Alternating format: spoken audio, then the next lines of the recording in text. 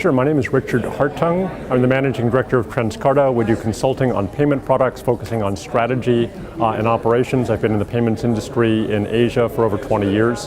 And I also work as a freelance writer and a researcher. Right, so despite the many payments innovations we are seeing, deployment rarely goes as smoothly as planned. So how do we reconcile the pace of innovation with consumer readiness? Well, I think you're looking at two different things. One is implementation of the payment solution itself, and the other is the consumers. So the consumers is looking at consumer needs, teaching consumers, and figuring out by asking consumers what will actually make your life easier. So that survey process, that interview, the focus groups is really the first step in figuring out how you drive something the consumer needs.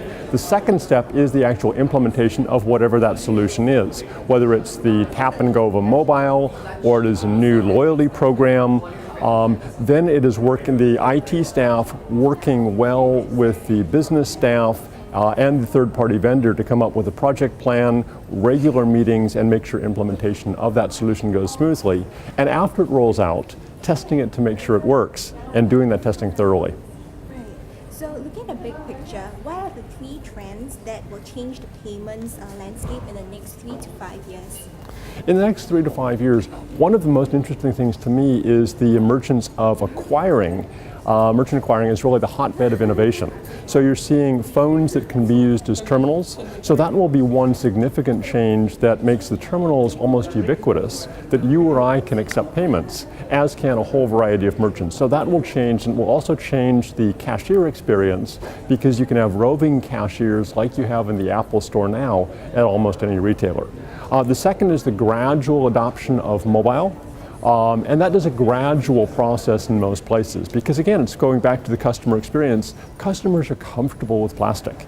And so in some markets where you'll have a more convenient experience with mobile, you'll get adoption of mobile for payments to merchants as well as person-to-person payments.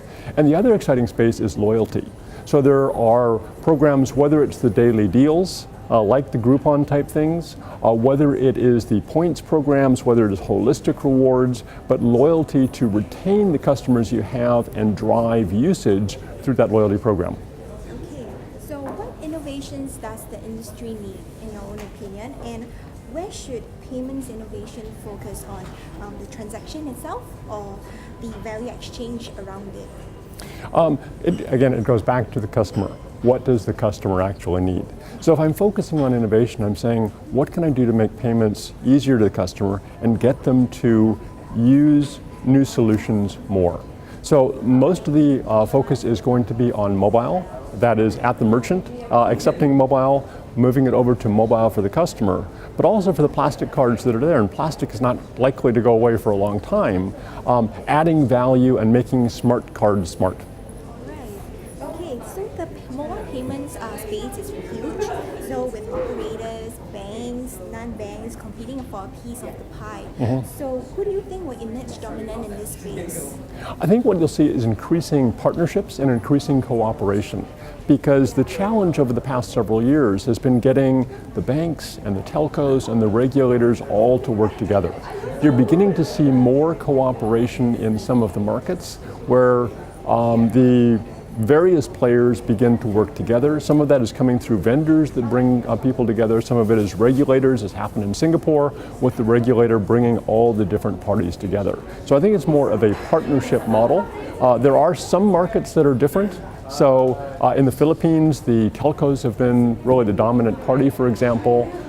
And in India, you've got the NPCI as the dominant solution, as almost the service provider working it out. So is this your first time to the Cards and Payments Asia event? I've been to Cards and Payments Asia before, and the reason I come is that there is always good information on leading trends in the industry, and it's good networking with people, some of whom I've known for a long time, and others that I meet for the first time.